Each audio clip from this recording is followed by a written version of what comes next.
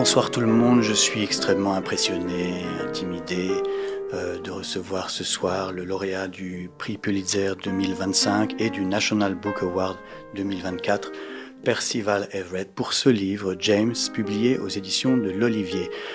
But the rest of the conversation will be in English, because you don't speak French. Am I wrong? You are correct. So, this is a rewriting of The Adventures of Huckleberry Finn, the novel by Mark Twain, published in 1884. This restaurant was already opened. It's already old. This restaurant is older than Huckleberry Yes. Finn. And your idea is to take a character from Huckleberry Finn, Jim, the slave, Yes. and make him the hero or the anti-hero of your book. Well, it's not a very original question, but how did the idea come up in your mind? Well, I wish I had a romantic answer for you that for years it was burning inside me. You can lie. But it was not. Now, the truth is I was playing tennis. And So it's romantic. Yes, well, you don't, not with my partner. And I hit the ball sort of out of the court. And as I watched the ball sail, I thought to myself, has anyone ever told the adventures of Huckleberry Finn from the point of view of Jim? Yeah. And that's how it started. Mhm. You know, there are many French writers who are rewriting masterpieces of the past. Recently, I had a guest in this show, Adélaïde de Clermont-Tonnerre. She rewrote The Three Musketeers from the point of view of Milady, the woman. Yeah, and also there is another famous French Franco-Algerian writer, Kamel Daoud, who rewrote L'Étranger de Camus Yes. from the point of view of the Arab who is killed. So it's in the air. How do you explain that? The desire to give new versions of great classics. Well, I think some of us see these stories and see the voices that are missing. Mark Twain was writing a novel about an adolescent white youth. And he was not psychically or culturally equipped to write a novel about an adult black man experiencing America. So it wasn't his job to do it. But his depiction of the enslaved Jim is deficient.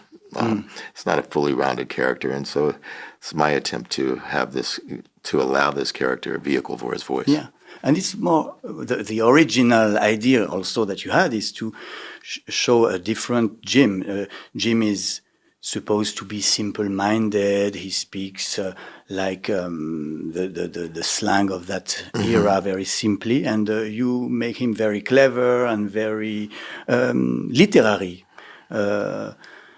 How did you decide that? Well, the depiction of enslaved people, enslaved Africans, was that they were simple-minded and superstitious.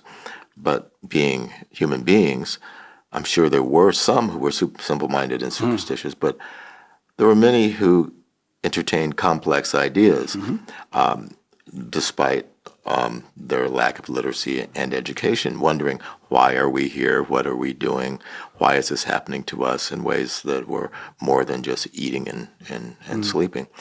And so those characters are never given a place in the story. And so I'm just trying to do that. The translation is extraordinary by Anne-Laure Tissu, because it was an impossible job. Because Jim speaks like in slang, and how she recreated that in French. I don't know if you read French. But Well, I don't read well enough to appreciate what she's done. That's certainly true. But she's a fantastic translator. she, for example, in American, Jim speaks like dating, things like D for the. In French, she found an idea to erase all the R's. the R's become Really? disappear. Yeah. So it's like in the African accent that is caricatured in, for example, Tintin au Congo. You know, Yes, Tintin yes, in yes. Congo. Yeah. So they brillantement. They don't have the R's in the. So she used that, and it's perfect. That's great. It's great because you're always like shocked and laughing at the same time, and really, it's amazing. So you are describing the white world of this era with both comedy and fear. Am I correct? Yes. In other words, the American experience for Black people. Because you are, it's rare to laugh, cry, and be afraid at the same time that often in a book. Mm-hmm. You know, you're always like laughing and crying at the same time. It's like in the soul music, I guess.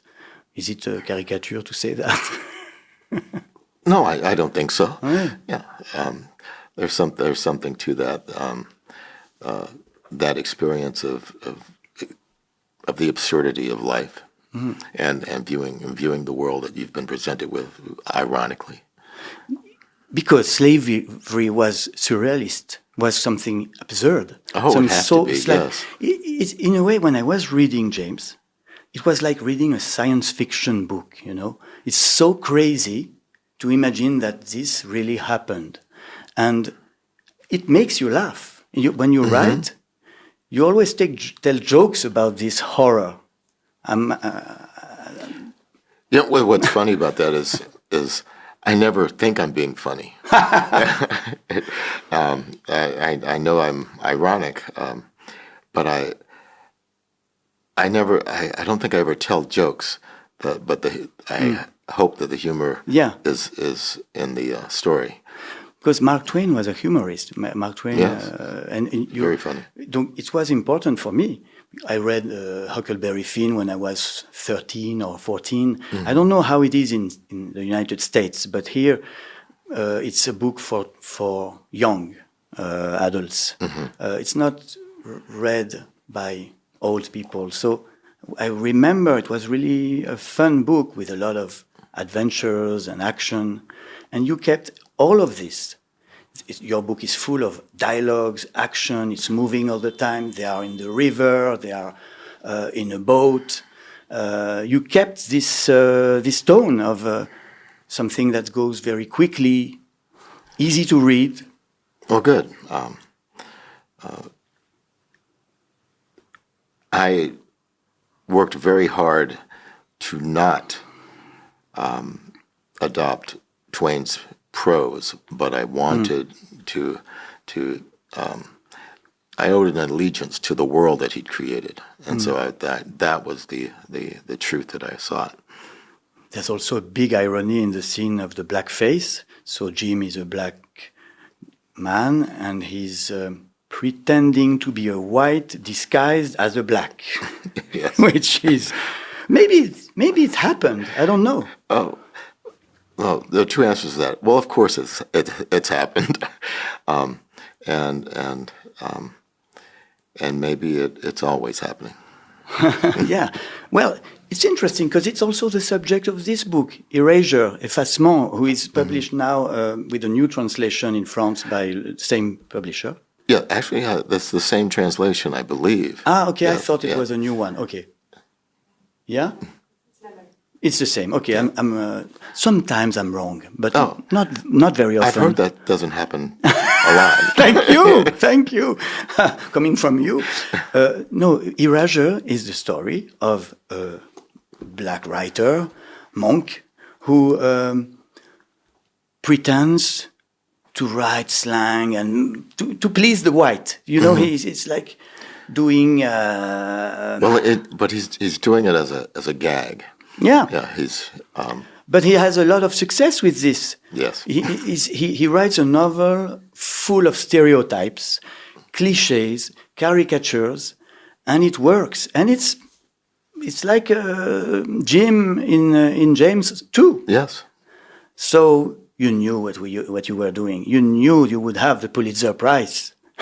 Well, I didn't know that. No, but it's you see what I mean. I do. You are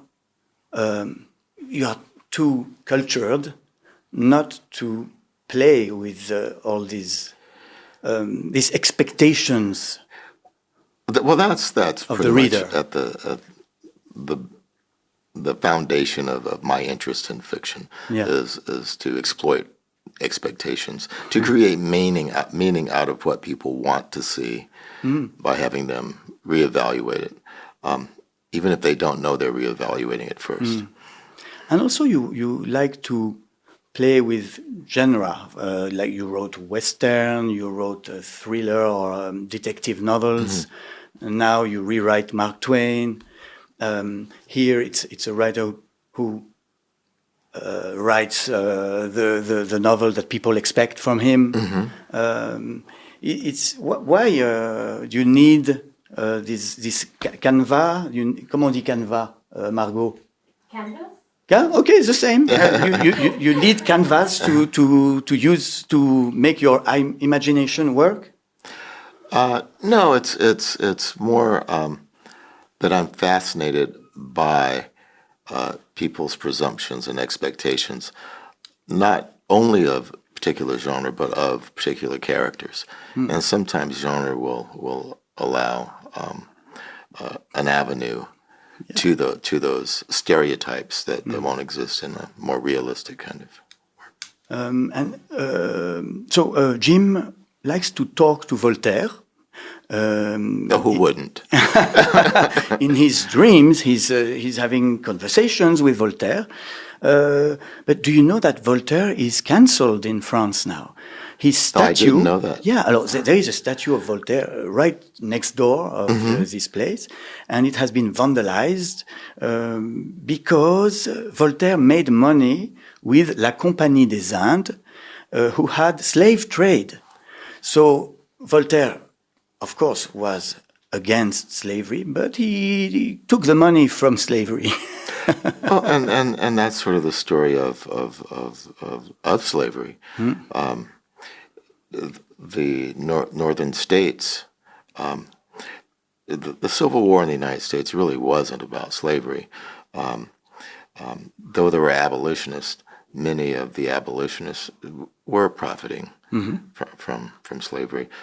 Slaves, people carried mortgages on slaves, and so banks in Europe benefited from slavery. So, being opposed to the institution outwardly really didn't say much unless you were divesting yourself from it. But do you think this civil war still goes on today when you see that there was a guy shot and killed yesterday? Well, we don't know who shot him. He was obviously a disturbed person. But the right wing, of course, in the United States will politicize this and attempt to show that it's the left attacking the right. But the opposite exists also. Yes, but it doesn't obviously. But strangely, it doesn't get the glamour that this is getting. Just today, my friend Margot mentioned the Pulse nightclub killings in Florida. Yeah, exactly. Sure. And that's a political killing. When someone goes in because they hate gay people and they start shooting people, that's political. But that was never called a political killing. Or should have, and I think there still is a problem, but not only in America, maybe everywhere, of civil war still going on. Well, we've lost the capacity for political discussion, for political discourse. What passes for it is polarization. Exactly. So the taboo question: you received all these awards. Was it calculated? I have problems with awards. Invidious comparisons of works of art is a bad idea. I know, having served on so many of these juries, that if the committee had met on a Thursday rather than a Wednesday, someone else would have had the award. That's just the way they go. It doesn't make the book any better than it is, and the only thing I can say is award. I would love to win an award every week. It feels good. Who wouldn't? But more people have come to the book because of it. What I'm excited about is this novel, at least in the U.S. and in the U.K., has received a lot of attention. It's a literary novel that's received a lot of attention. I would be happy if it was any literary novel. It just happens to be mine this time. So that's kind of exciting. Mark Twain, maybe in a way, is like Voltaire, because Jim escapes because of his white friends. They help him. In a way, they save him. But then he makes Jim talk like, in French we say petit nègre. I don't know how you would translate this in American, I don't know. Best not to. So it's ambivalent. Mark Twain was, maybe he was for freedom, but he may also a little bit despised this character. Well, he was a product of his period. What is more distressing to me is that I always thought that Twain was basically a decent person, not having benefited from another 140 years of so-called human evolution, but having read more, and in particular from a book by a woman named Carrie Driscoll about Twain's opinions regarding Native Americans. He's fallen in my estimation. He was an incredible bigot and prejudice, and without any sympathy for the plight of Native people. And so I have been reassessing my feelings about Twain. Maybe, I guess, he was nicer to the black because Uncle Tom's Cabin was published 30 years before Huckleberry Finn. Well, the difference between those novels and works like that one and other narratives was that, and what makes Huckleberry Finn an important American novel is that it's a novel about an enslaved person, but it's not a novel about slavery. Mm-hmm. And that's a distinction to be made. So in that way, it's a more true work of art. I said it's amazing how you make fun of such a painful history. But you're also very good at action scenes. The whipping of a boy, running in the woods, shootings, dialogues, swimming in the Mississippi River. And I've heard that Steven Spielberg might buy the rights to make a blockbuster of James. Is it true? Well, it's certainly true that Steven and I have signed contracts, and we're trying to make a movie. Whether it will be a blockbuster, we'll see. No, but I mean a spectacular action, because it's full of suspense in this book. Yes, it's a guy who's trying to escape and escape death. Well, I'm very excited because if we make it, I get to blow up a riverboat. And there is a horribly moving scene about a pencil. Yes. Pencil, Faber and Faber. Owning a pencil was a crime in those days. It was because because it's a symbol of freedom? Well, it's a symbol of literacy, and therefore a symbol of threat to the status quo. And the pencil has an important role, because you say, wait, I lost everything in my paper. Oui. You say, with my pencil I wrote myself into being.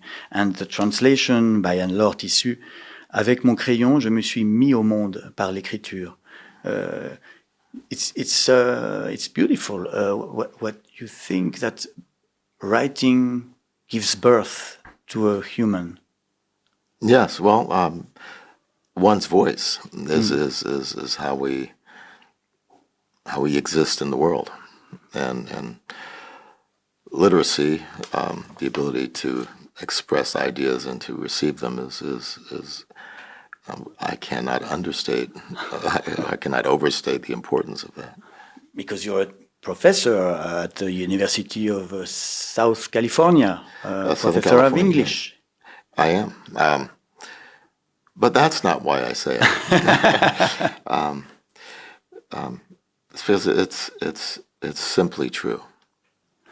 So Jim is saved because he's reading and writing. Yes. I think that's fair to say. I have a game in my show. It's called Guess Your Own Quotes. I'm going to read you. Well, I have to tell you that I forget my books as soon as I finish them, and that's what they all say. I'm going to do terribly at this. No. You have to tell me in which book you wrote this sentence. Oh, okay? Man. Are you ready? Yeah. Okay. Let's try it. No, you will. I'm sure you will be. You will be good. Read, always read. No one can take that away from you.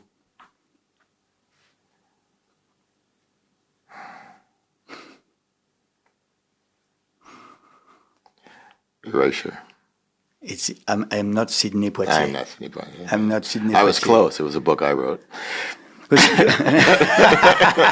You're reading, you're teaching literature, and you think reading is disappearing in America?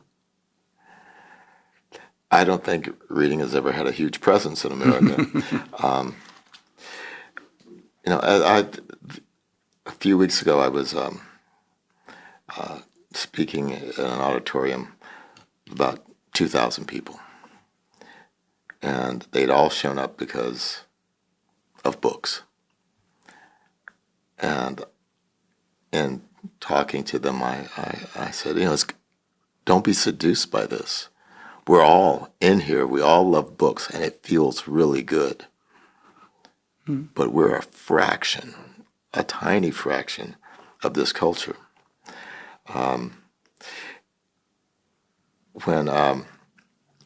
If my publisher sells 50,000 copies, my book, it's a success. Yes. It's great. On the other hand, if I were to record an album and I sold 50,000 records, I would never record again. Yes, that puts it into perspective. Yes, it's true. Okay, another sentence by you. Okay. Which would frighten you more, a slave who is crazy or a slave who is sane and sees you clearly? Well, that's pretty easy. Yeah. James. Another one. There is a trap.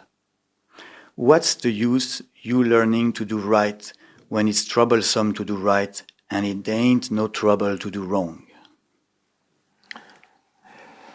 I have no idea. I don't even remember writing that. It's Mark Twain in The Adventures of Huckleberry Finn. Wait. Now you're well. Two answers to that. One is you told me the rules of the game were these are from my book. Yes, it's true. I told you it was a trap. I am totally not honest. But I have to say that I read Twain's novel many times in a row so that I would forget all of the text, and I don't remember any of that book either. It doesn't matter. Don't worry. Now, another one. The world demands that you introduce yourself twice. First as you are, and second as you are told to be. Aha. But my English is so bad and my accent makes it's more difficult for you. Well, thank you for the excuse, but now what is that? Oh, is that from Erasure? Yes, it's from Erasure. You must introduce yourself twice, first as you are, and second as you are told to be. Oh, that's right there on the cover of the book. Also, another sentence by you It's incredible that a sentence is ever understood.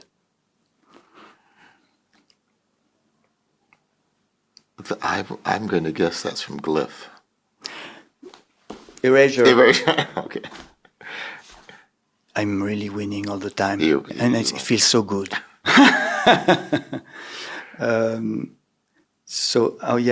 Another one. Well, it's from the same. Oh, okay. She worried about how she looked while making love. I love this. She worried about how she looked while making love. And you define this as postmodern fuck. Yes. The postmodern way of having sex is to deconstruct sex, right? During sex. Yeah. Another one. I stopped torturing you after. I was a fighter of windmills. I was a chaser of whales.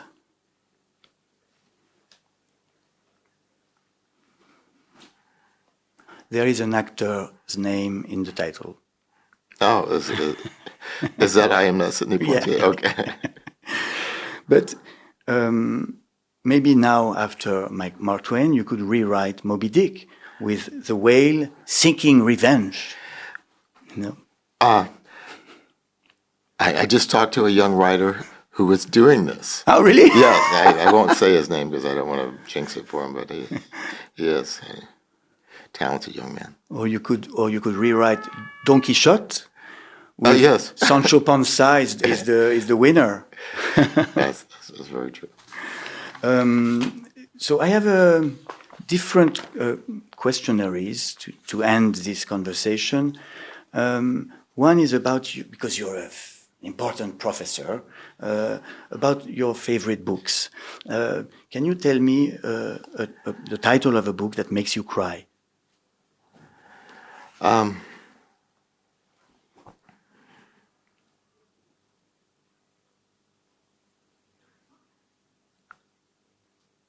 The Way of All Flesh, Samuel Butler's novel, which is one of my favorite works, and the tenderness that he uses in describing a certain relationship in the novel.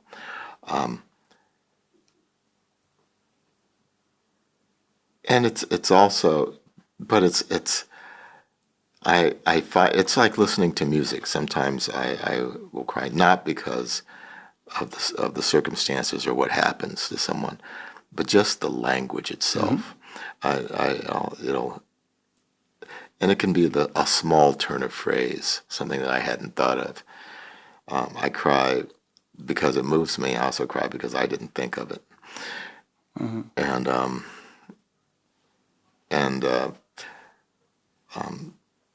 But generally speaking, I don't cry and I don't laugh at things that are really funny. I find them really funny, but I don't laugh. Me, the last sentence of your book made me cry. Mon nom est James. James quoi? Juste James. Because finally, Jim has another name, like he was finally free. Well, that makes me very happy. And as a writer, I never get to feel those things because I'm living with this story every day for a couple of years. Yeah. And the kind of emotion, although the emotion, even though I wanted to be there, is taken out for me because I've already imagined it by the time I've written it. Yeah. Well, I am more lucky than you because I read it and didn't write it. No. So, a book to stop crying.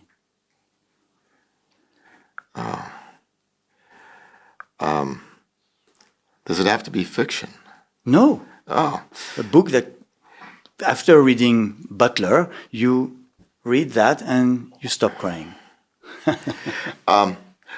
Well, another book that makes me cry is again, for the beauty of it, is Chester Himes' If He Hollers, Let Him Go. But a book that makes me stop crying is one that's going to make me sound like the nerd that I am, which is actually a logical text. It's Bertrand Russell and Alfred North Whitehead's Principia Mathematica. Wow. Which I find beautiful. It's a gorgeous book, and if I feel sad in any way, I read that because it's hard, and that, So it occupies my yeah, brain. yeah, So, you have to concentrate. Yeah, exactly. Yeah, exactly. A book to brag in the street. You know, you walk in the street, you want to look like look cool. Cool, yeah. Any of my wife's novels, and people think I'm cool. No, I don't know. The famous photograph, of course, is Marilyn Monroe sitting, reading James Joyce's Ulysses. Yeah, Ulysses, you look more than cool. You look like someone who likes to suffer. Well, ever since that photograph, you look like a jerk. But no, I can't think of any book like that. A book that makes you clever. Oh, that makes me clever. Not makes me perceived as clever, but makes me clever, which would be Through the Looking Glass by Lewis Carroll. Yeah. A book to seduce a woman. Well, I know it doesn't exist in America anymore. Nobody it's forbidden to seduce, but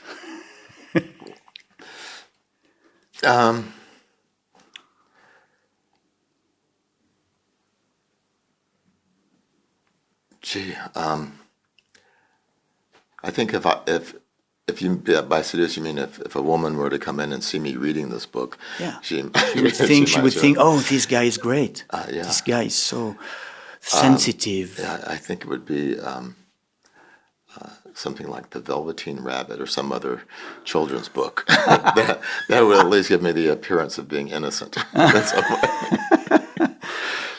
A book that I regret having read. I don't regret having read any book.